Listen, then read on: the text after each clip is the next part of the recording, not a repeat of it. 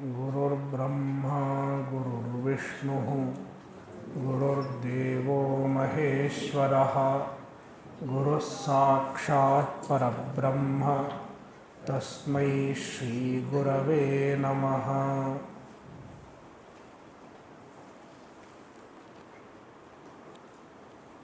तत्त्वविवेक प्रकरणम्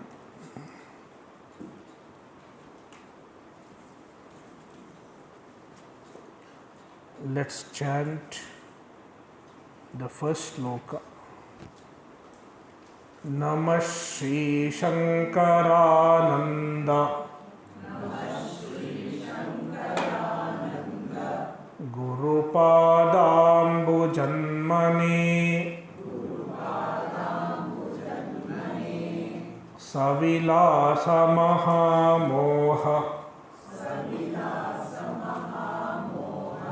ग्राहग्रासैककर्मणे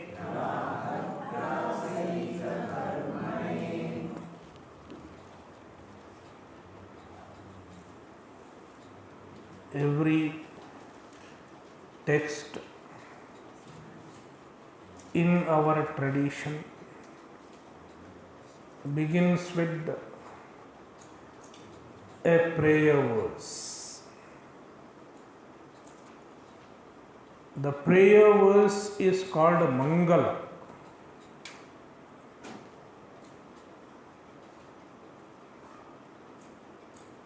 Granthadau Mangalam Anushteyam.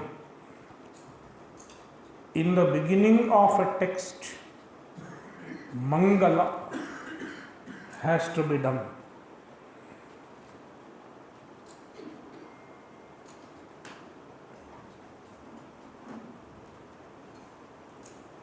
This is an understanding in the tradition.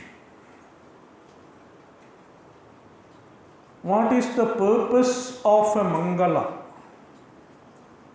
What is the purpose of the prayer in the beginning of a text?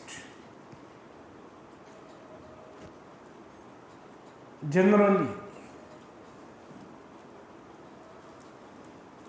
they talk about two purposes. Purpose number one, Granthasya nirvighnena parisamaptihi.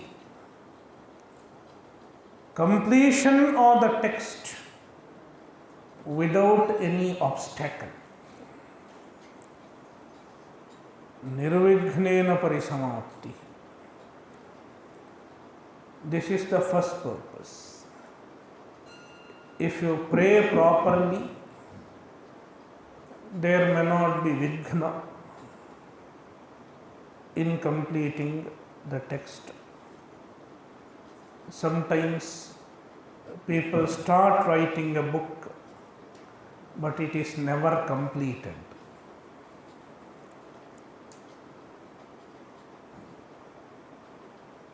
Why it is not completed?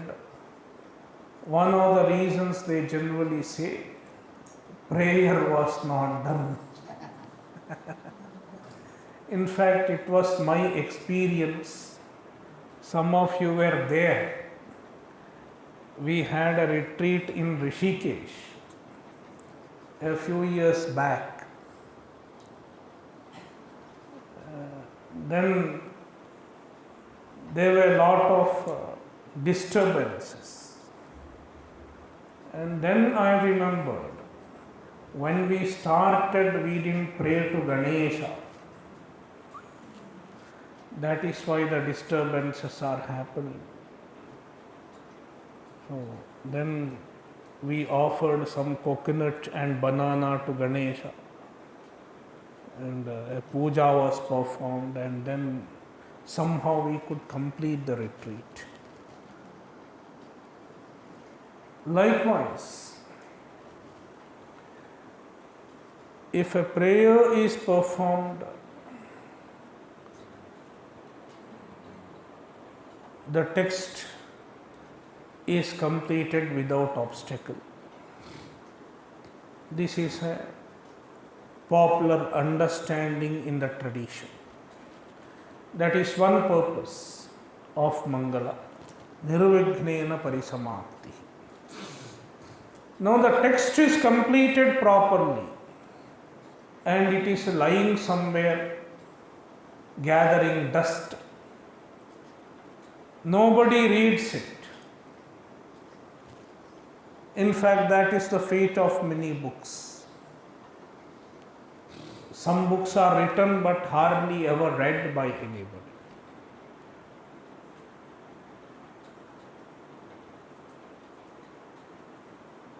Even that is because of some obstacle, some unknown papa of the author, which prevents the text from becoming popular.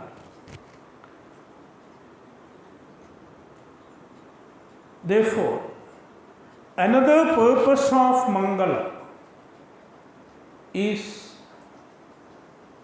after completion of the text should be received by the deserving readers, the target readers. It is another purpose. Prachaya gamanartham. The text should be received properly and it should be benefited. So the target readers, the target audience should benefit from the text. It is another purpose of Mangala. With these two purposes in mind, the author does Mangala. The author makes the prayer. Prayer happens in the mind. Prayer is a function of the mind. The author could have done the prayer silently. Most of our prayers are done silently. We may not spell it out. But why does the author spell it out? Why does he write the prayer as a shloka and make it a part of the text? He should have done it in the mind.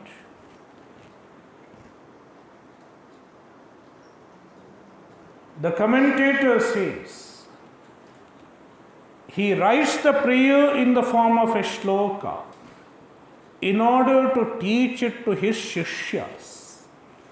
See, I am doing prayer. You should also do such prayer in order to teach his own students with the example, in order to guide his students with the example.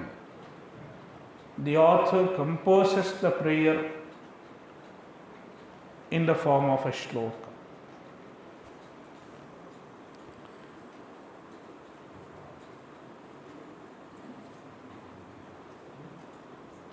Shishya shikshartham shlokena upanibadhnati. In order to teach his shishyas, the author composes it in the form of a shloka.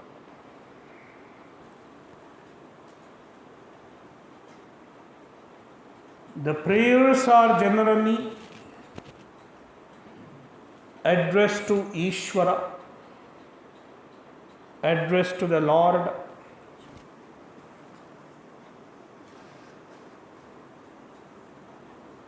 But this prayer is addressed to the Guru, the author's Guru. The author Vidyaranya, his Guru was Shankarananda.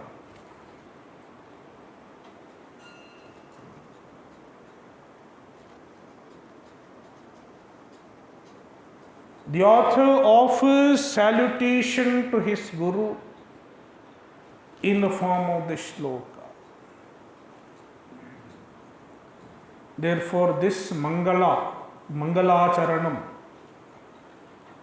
this prayer verse, is in the form of a Guru Namaskara,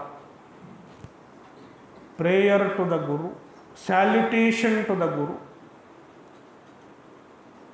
Guru Namaskara Rupam Mangalacharanam.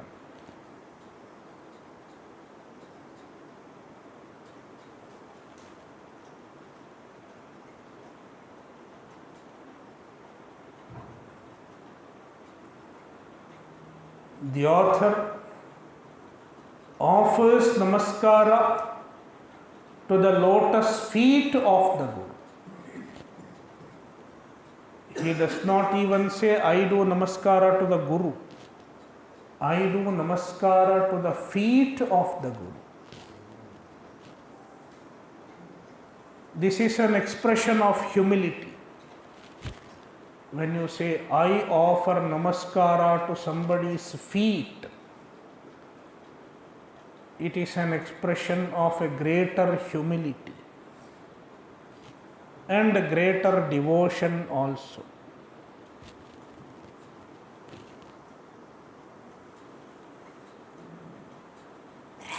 Shri Shankarananda Gurupadambu Janmane Namaha. Shri Shankarananda is the Guru. Pada Ambujanmane, the lotus feet of the Guru.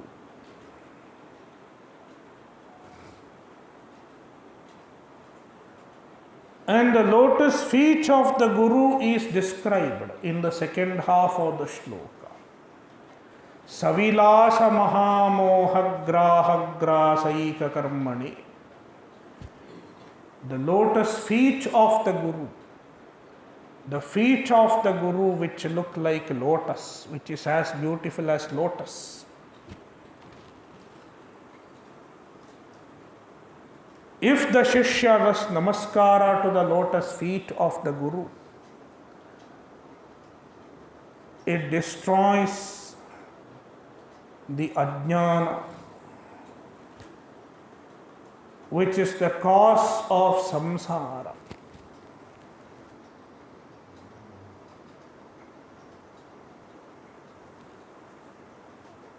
Savilasa Mahamoha.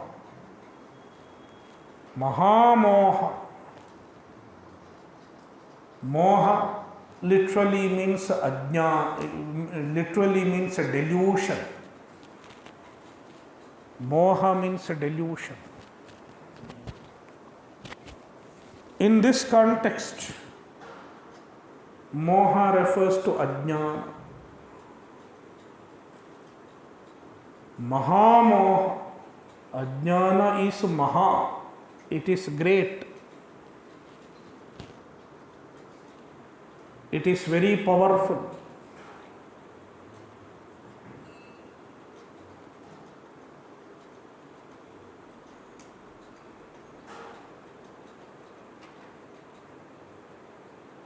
The ajnana has its effect. Vilasa. Vilasa means its karya, its effect. What is the effect of ajnana? It is samsara. All the problems we have is on account of ignorance, on account of ajnana.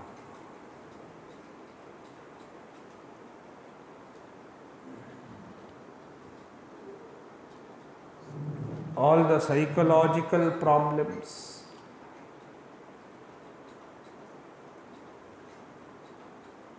like sorrow, shoka,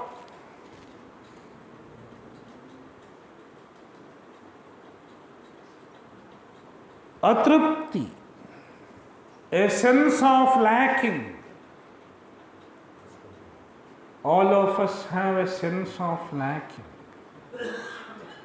I lack in this, I lack in that. All of us have a list of what we lack, and the list is never ending. There cannot be any end to the list of lacking, what we lack. We can keep on saying, I don't have this, I don't have that. And the lackings bring about atrupti, a sense of incompleteness, a sense of dissatisfaction. I am not satisfied.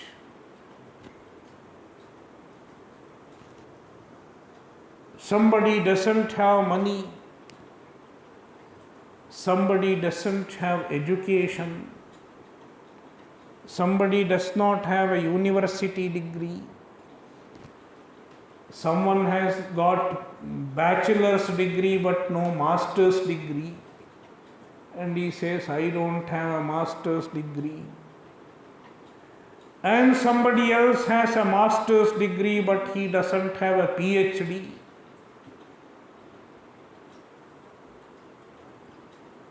Somebody has a PhD but no double PhD.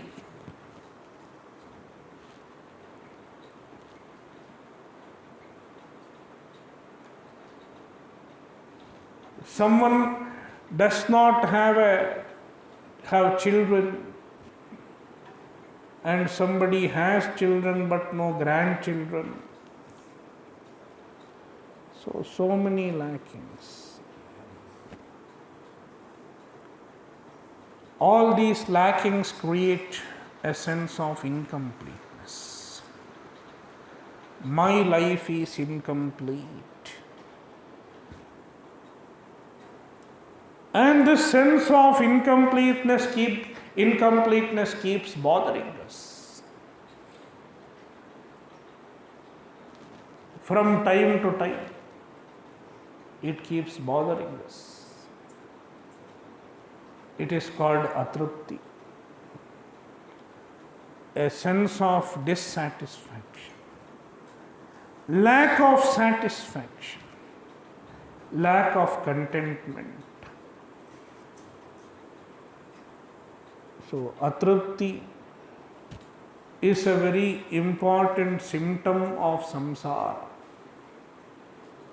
I am not satisfied. I am lacking. Then there is the sense of insecurity. I am insecure. What will happen to me in future? Will my savings be enough for future? Will my health be all right in future? Will my children take care of me in future? There are so many worries about the future. It is insecurity. Bhaya, atrupti, bhaya, shoka, sorrow. When we lose something, when we lose the near and dear ones, there is sorrow, emotional breakdown, we shed tears.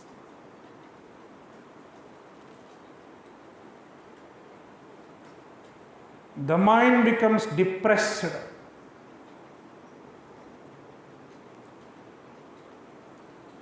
All these are the symptoms of samsara at the psychological level.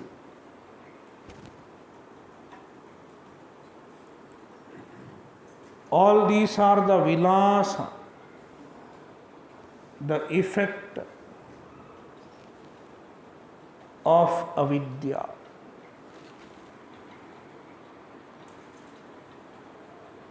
All such emotional problems, all such psychological problems are collectively known as samsara.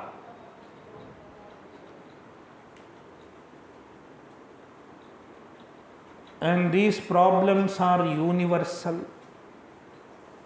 Everyone has these problems. Is there anyone who doesn't have these problems? Is there anyone who has never experienced these problems? Can anybody say, I never had atrupti? I never felt a sense of dissatisfaction. I never felt a sense of incompleteness. If there is anybody, please raise your hand. Majority of you are highly accomplished people, working in big companies, or many people have worked and retired. Someone is engineer, someone is a soldier, someone is a businessman, highly educated.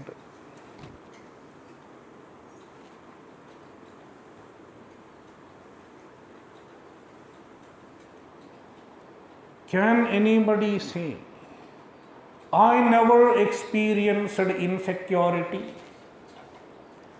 Can anybody say, I never experienced sorrow?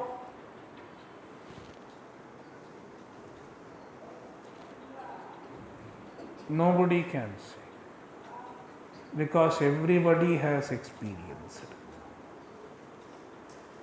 Therefore, it is universal. All these problems are universal.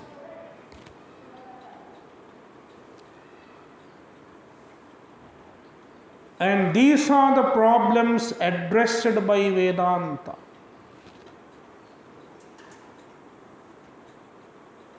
Vedanta is addressing the universal problem.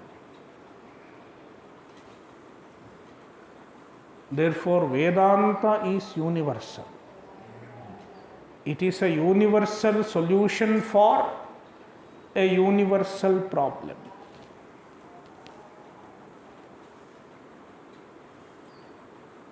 It is relevant for everyone at any point of time. Vedanta can never become obsolete.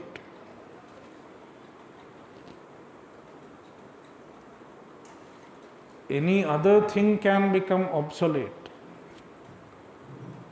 The old computer programs are no longer there.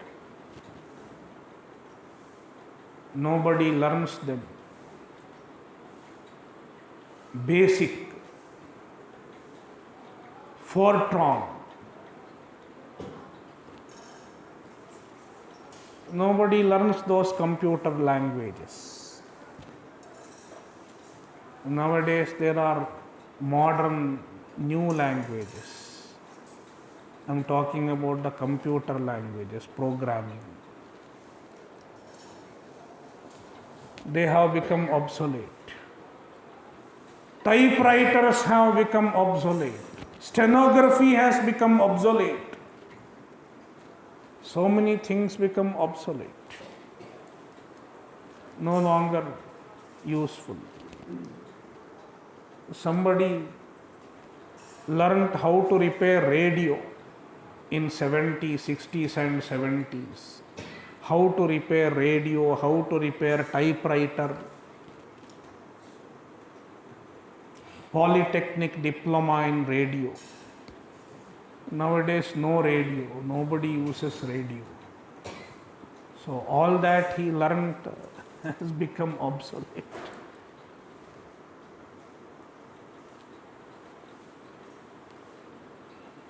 But the Vedanta is useful for the humanity at any point of time. It can never become obsolete.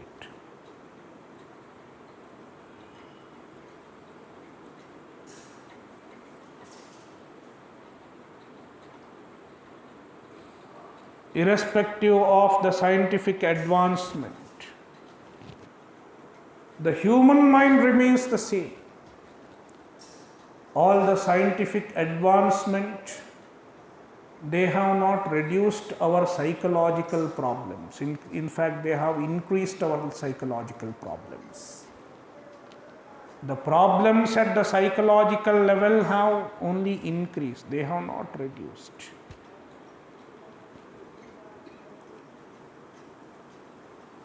Therefore, the vilasa, the effect of the avidya is very great. If the effect is great, even the cause has to be great. Therefore, it is called Mahamoha. Mahamoha with its effect.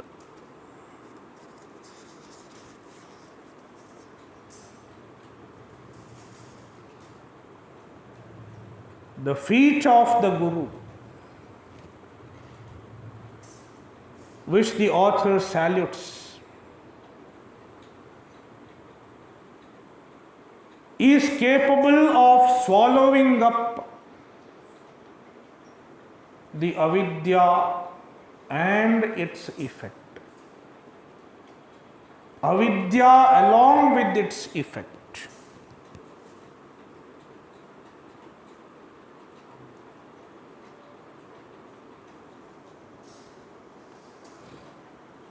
The author compares the Guru's feet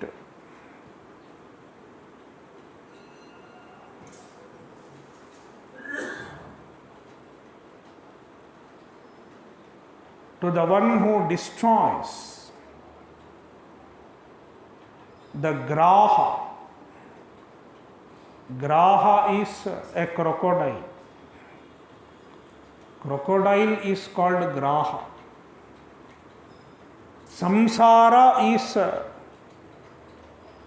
avidya is compared to graha, crocodile. Because crocodile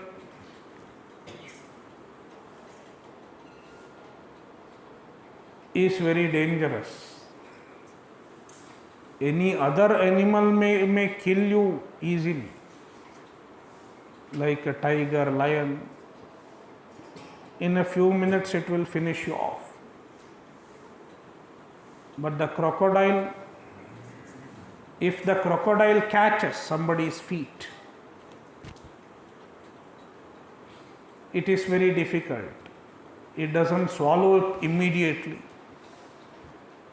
It catches, then the person tries to escape, struggles to escape. The struggle to escape is very painful. You can imagine when somebody is struggling to escape.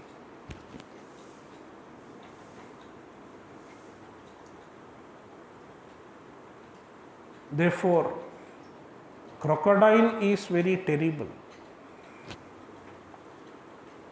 And you don't know when the crocodile catches, when you are in the river. So the avidya, along with its effect, is compared to a crocodile, graha. The Guru's feet.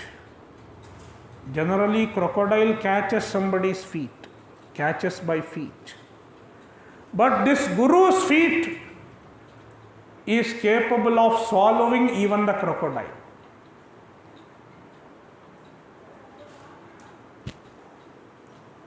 The crocodile of avidya.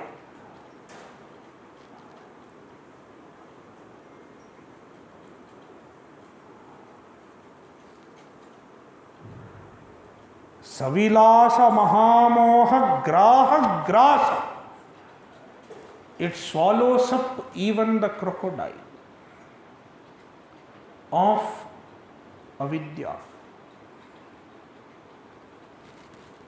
Eka karmani It is the most important, greatest karma, greatest function of the Guru Pada Padma.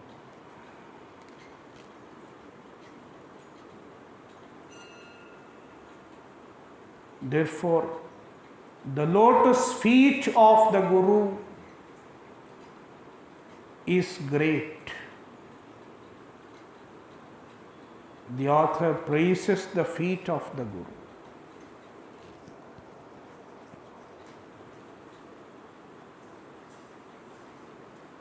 This implies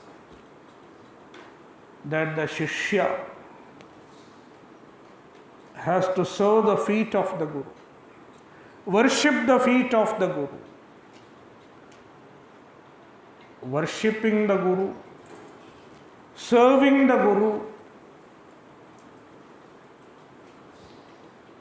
acts as a sadhana to be free from samsara.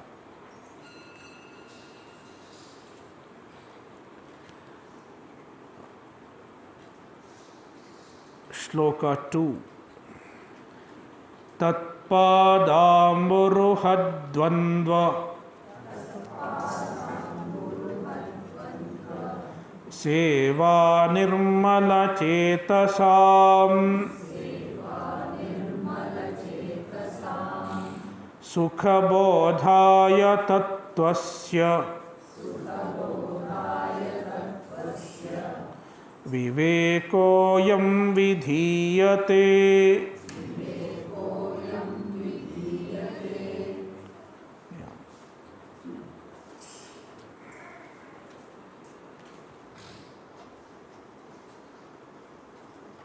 Siddhartham siddha sambandham shotum shota pravartate shastradau tena vaktavyaha sambandha saprayojanaha.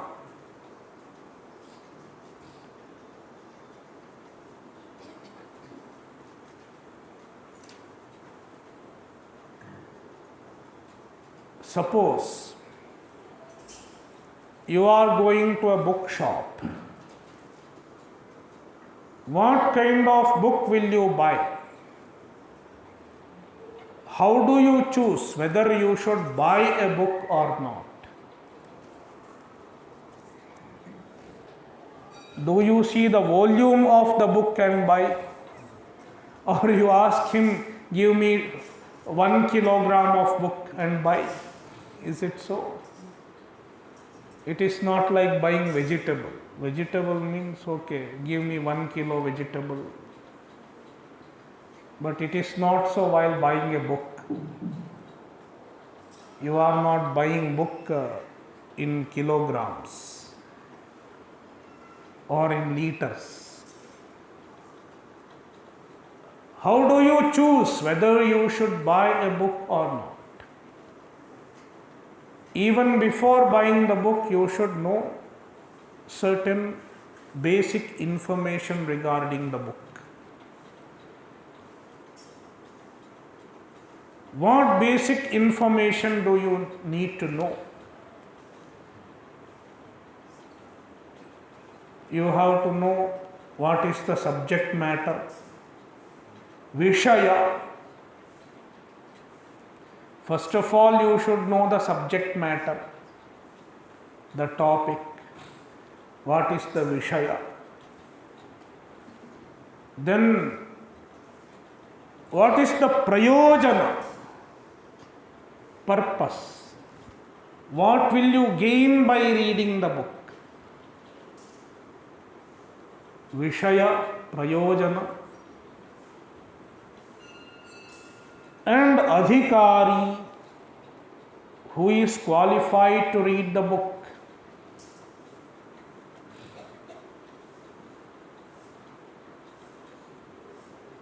Who is an Adhikari? Everyone is not Adhikari for all the books. Who is an Adhikari? There are some books written only for children. Only children are adhikari. We are not adhikaris.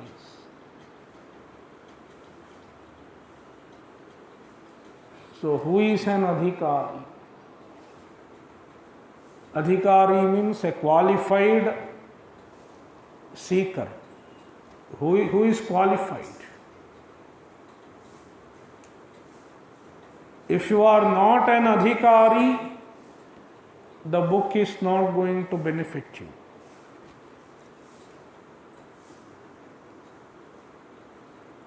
So, adhikari, vishaya, prayojana and sambandha, connection between the text and the subject, and connection between the subject and the purpose.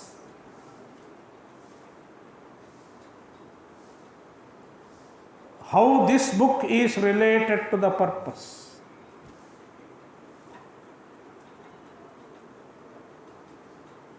The connection also should be understood.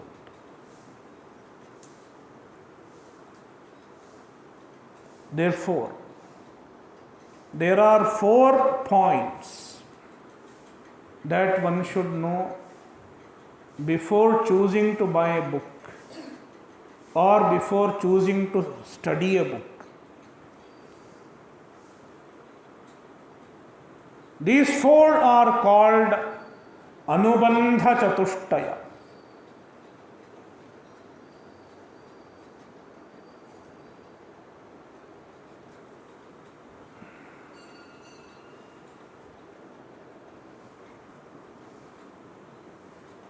Granthaadhyayanam anubadhnati pravartayati iti anubandhaha.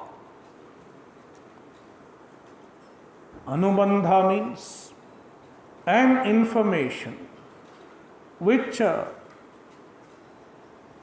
impels you, inspires you to study a text,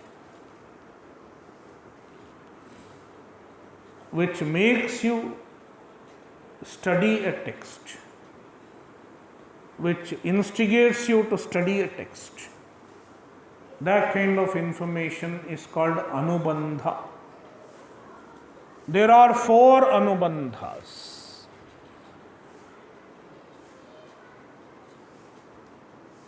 Anubandha Chatushtaya.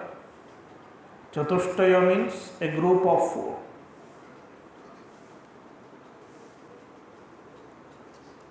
Adhikari, Vishaya, Prayojana and Sambandha. Now, in this shloka, in shloka 2, the author talks about Anubandha Chatushtaya. Anubandha Chatushtaya for this text, for Tattva Viveka. We will read Tatpadamburuhadvandva Seva nirmala chetasam Sukha bodhaya tattvasya Viveko yam vidhiyate.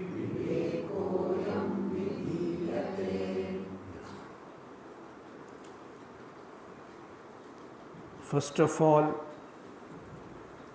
the author explains the adhikari,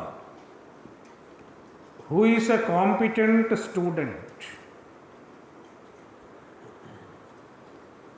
Generally,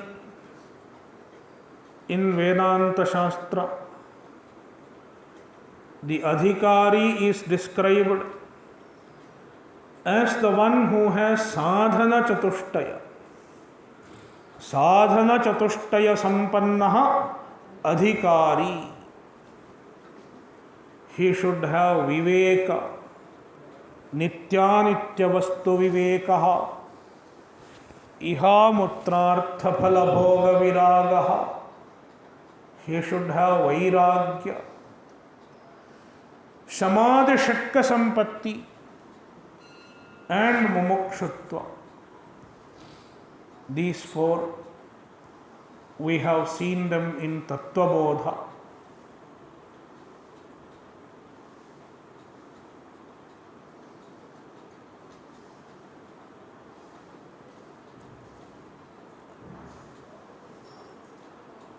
So the fourfold sadhanas, fourfold qualities constitute the adhikara. Adhikaritva consists of these four. But how to cultivate them? What is the way to cultivate the fourfold adhikaritva?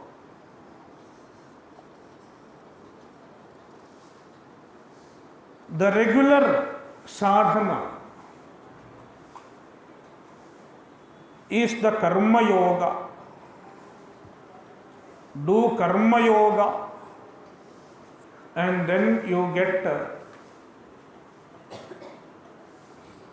the readiness. Perform yajna, dana, tapaha. Yajnodanam tapaschaiva pavanani manishinam. Performing the yajnas and dana, giving, and also tapas, and also offering all the karmas to Ishvara. Ishvararpana buddhya karmanam anushtanam. Performing all the karmas as an offering to Ishvara and accepting all the results as the grace of Ishvara, as the prasada of Ishvara. It is called karma yoga.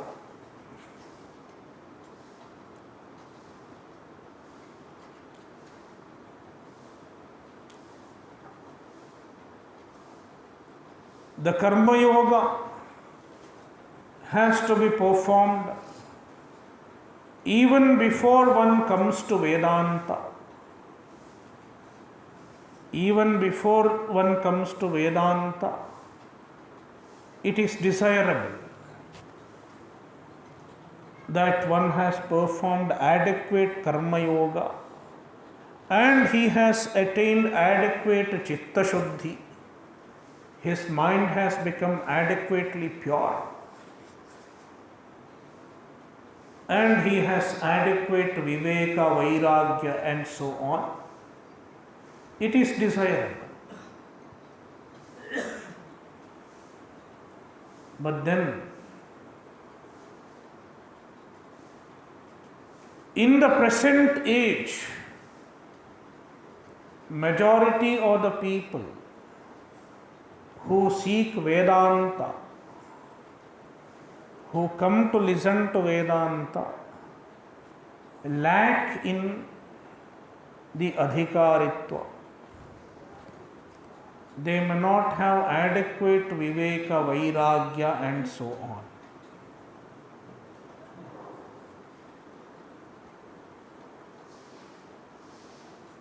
That is why Vidyaranya, the author of the present text, has stated elsewhere in a text called Jivan Mukti Viveka. Vidyaranya says, there are two types of students, two types of seekers. One is called Kritopasti, another is called Akritopasti. Kritopasti is the one who has done karma, has gone through all the other disciplines, and he is a ready student for Vedanta. he is ready. Whereas akritopasti, he has not done adequate sadhana.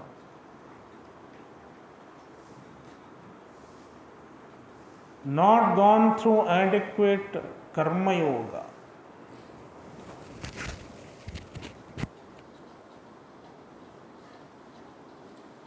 And he has come to study Vedanta.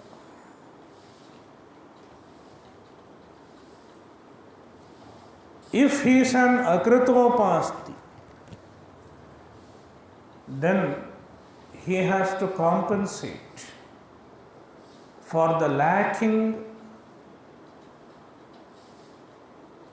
in the adhikaritva.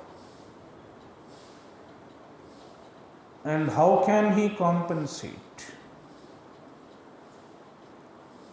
The best way to compensate is to serve the Guru. Guru Seva. Seva is the best way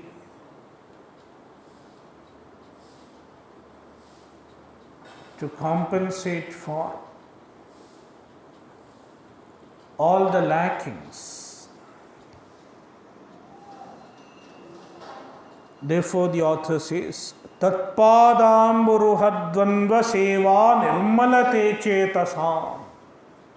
Nirmala chetasam. The people whose minds are pure.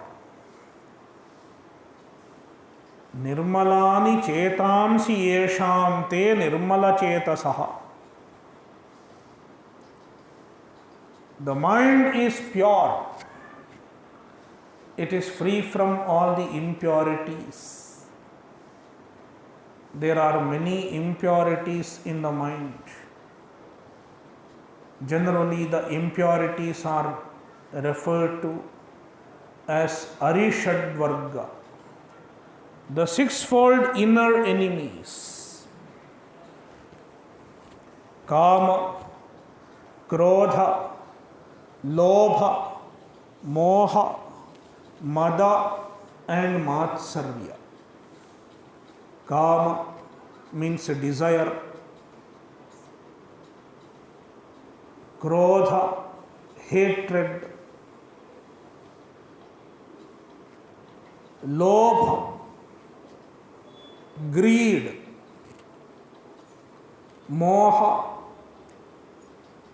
delusion. Delusion regarding the right and wrong is called moha. What is right to do and what is not right to do is moha. Mada, arrogance, and matsarya, envy.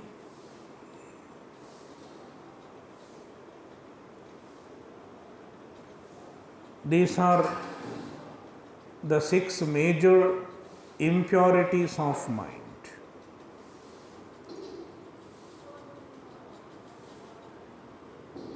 These impurities have to be cleansed.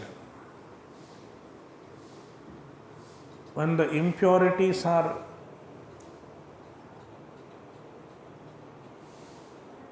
cleaned off, then the mind is pure. Nirmala chetasa.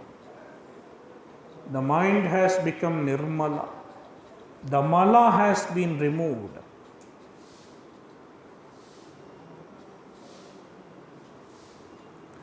And how the mala is removed?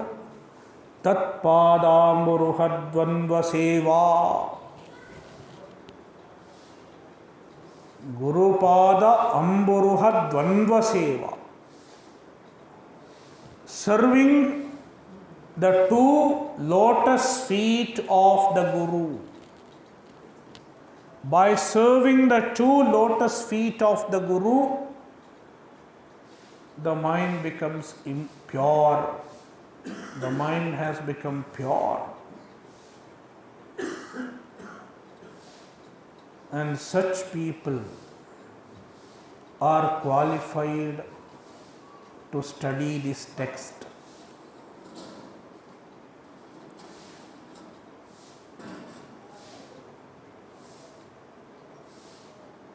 The one with the pure mind is an adhikari.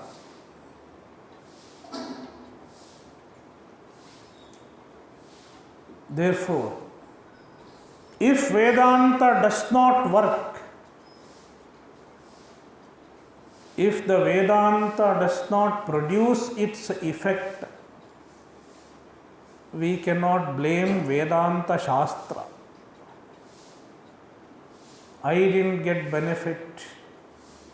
I do not see any benefit. I have been studying for 10, 15 years. I have not seen any benefit. So Vedanta does not work. We cannot blame Vedanta because it has worked for many people. Throughout the history, for ages, Vedanta has worked for many people. Therefore, if Vedanta is not working, there may be some problem in ourselves. Therefore, we have to correct ourselves, not Vedanta. The problem is here.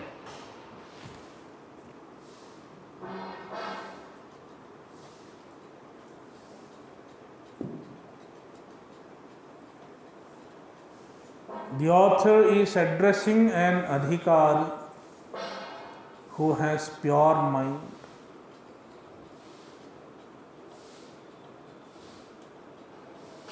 Pure to some extent at least. All of you are interested in Vedanta because the mind has become pure to some extent. If the mind is absolutely impure, one may not even get an interest in Vedanta. It is impossible even to think about attending a Vedanta session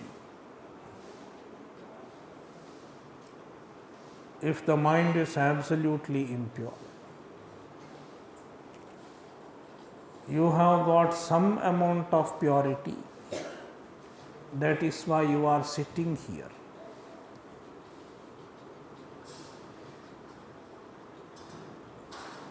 Because even the desire to know Brahman, desire to know the Atma is an effect of purity of mind. Only when the mind is pure, you get the jijnasa, the desire to know.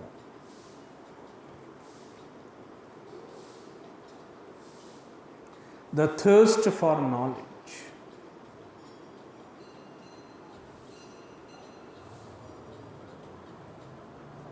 Therefore, the mind would have become pure up to certain extent.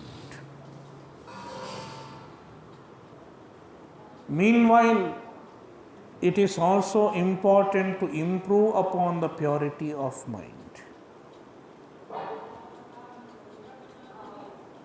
Because how far you are deriving the benefit, it is dependent on the purity of mind.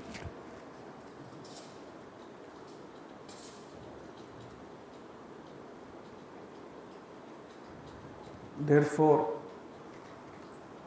Tatpadamburuhadvanva seva nirmala chetasam. They are the adhikaris.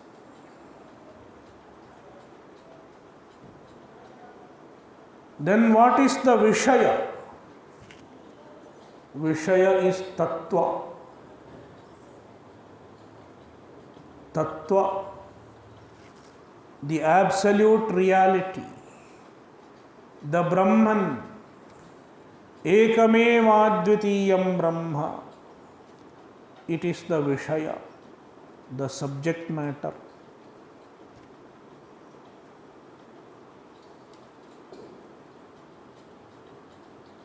If it is the subject matter, then what is the phala? What is the prayojana?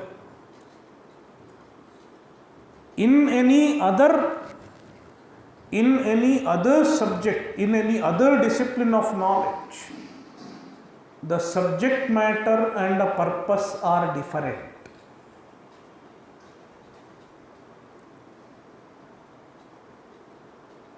For example, you study physics, you study the atoms and molecules. What is the purpose? Atom and molecules themselves cannot be the purpose. The purpose is something else.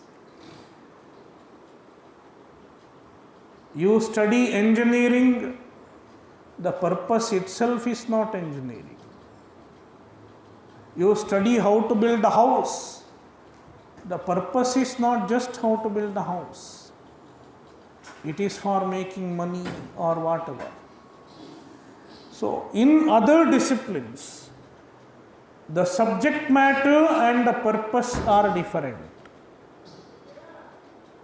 Whereas in Vedanta, the Vishaya and Prayojana, the subject matter and the purpose are one and the same. Sayoha vai tat paramam brahma veda brahmaiva bhavati. You know Brahman, what do you get? You get the Brahman. The prayojana is also Brahman.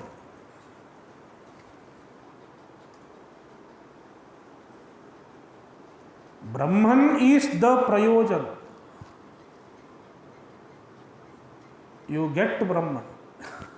By knowing Brahman, you get Brahman. That is what even Taittiriya Upanishad says.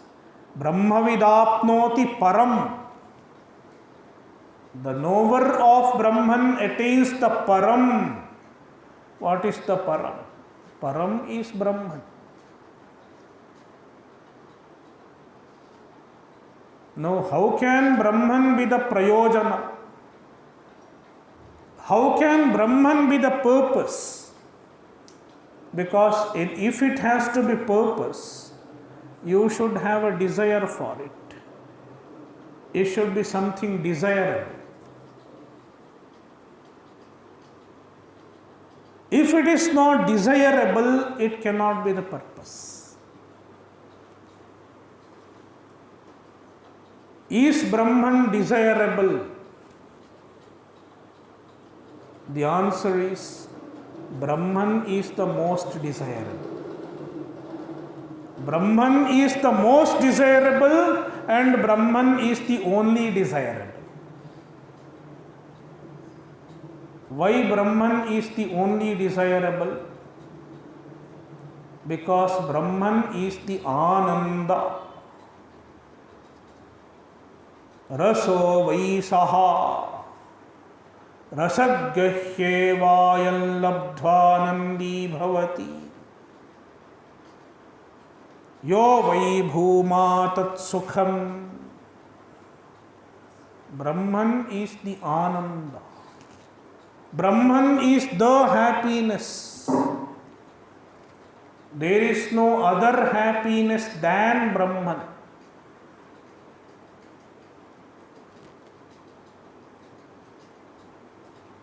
And what do we desire? We desire only happiness.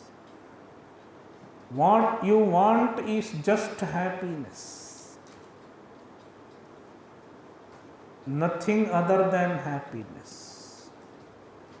And happiness is nothing but Brahman.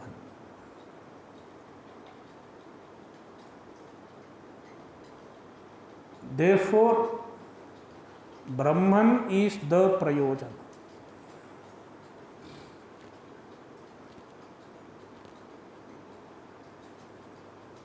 Therefore, Vishaya is Brahman, Tattva, and Prayojana is also Tattva, Brahman.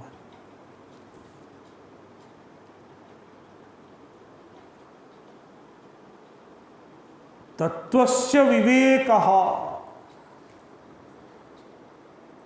The Tattva has to be understood. Understanding of the Tattva involves distinguishing the Tattva from the Atattva. Therefore, it is called Tattva Viveka. Viveka means understanding the difference, understanding the distinction.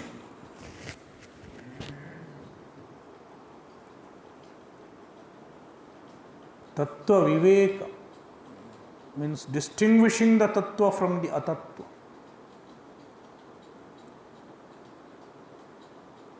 Tattvasya vivekaha vidhiyate.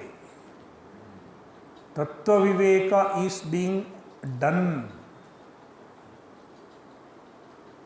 The author is going to explain the Tattva Viveka.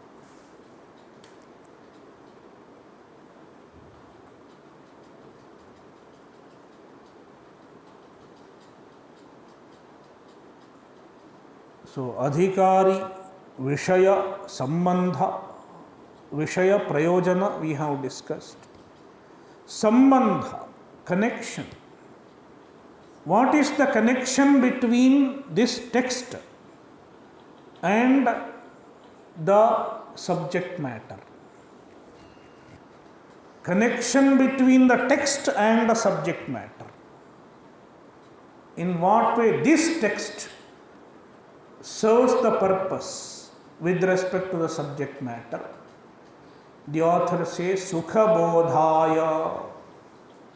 This text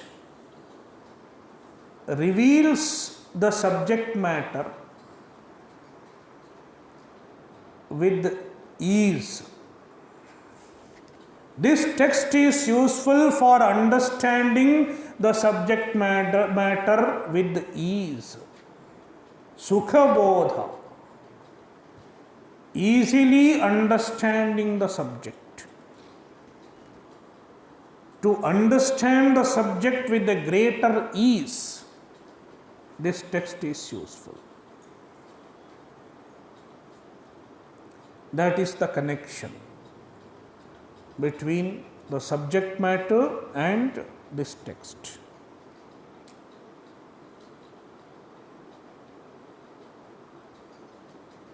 Because the subject matter is originally revealed in other texts. Already it has been revealed in Vedanta. If the purpose is served by the Upanishad itself, then why this text? Why this text has to be written? The author says, Sukha Bodhaya, for a easy understanding. If one tries to understand directly through the Upanishad, so many things won't be clear, because everything is not explained systematically. That is why Vedanta is initially introduced through Prakarana Grantha.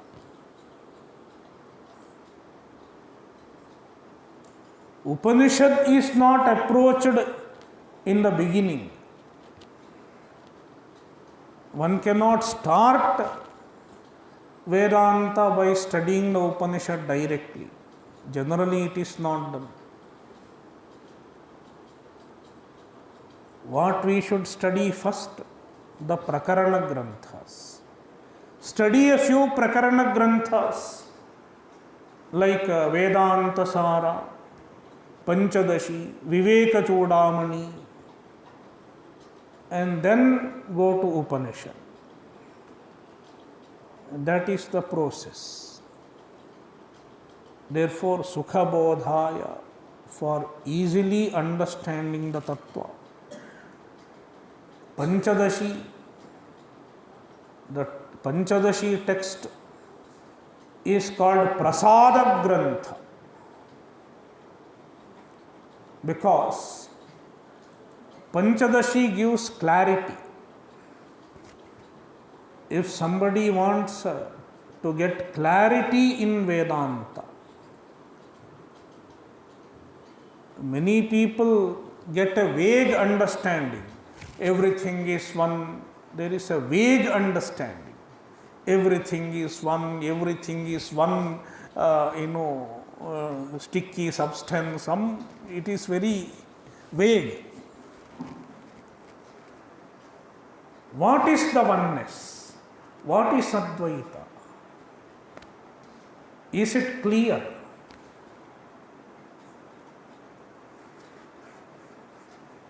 I speak to many people I come across, they have some understanding of Advaita, they have read somewhere. But is it clear? Generally, it is not clear. How to get clarity? The best way to get clarity is to study Prakarana Granthas like Panchadashi,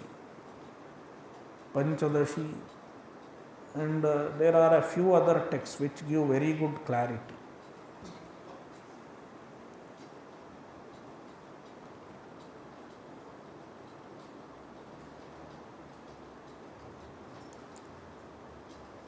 Therefore, Panchadashi is a very useful text in the study of Vedanta.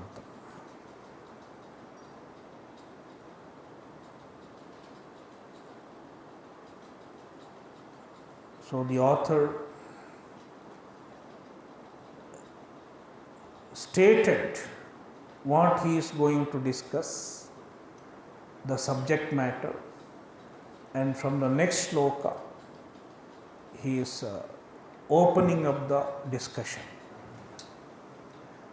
Om Purnamadah Purnamidam Purnat Purnamudachyate Purnasya Purnamadaya Purnamevavashishyate. Om Shanti Shanti Shantihi.